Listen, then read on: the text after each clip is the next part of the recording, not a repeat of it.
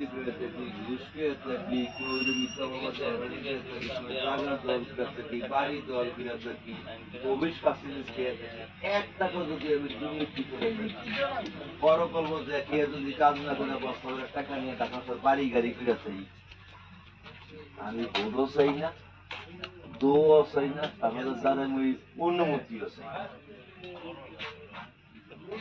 ঠিক আছে, নির্বাচনে অনেক ধরনের অধিকার আছে, তারা বাসা বাসায় কই যায় দাবি করবে, ওর বিরুদ্ধে নিয়ে আছে। ঠিক আছে, ভোট বাইরে দিও, কিন্তু আমরা তো তবে আরেকটা কথা কই, এই যে একটা কথা নেব, 2009 সালে পাবলিকে ভোট দিছে, আমি গইনা নিছি না, আমি চেয়ারম্যান হইছি না, বুঝি তো, এই তো জামানত বাজেয়াপ্ত হয়েছিল।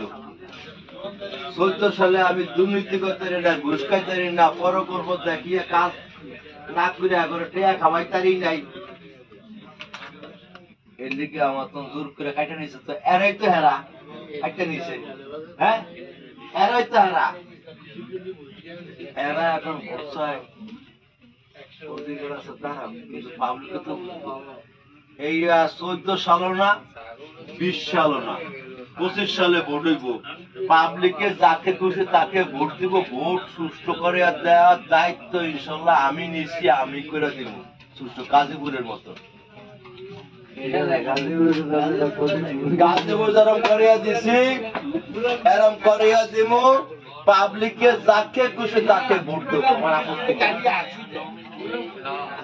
হ্যাঁ, আমি ভালো হয়ে তাহলে আমাকে দিবে, খারাপ করে দিব না,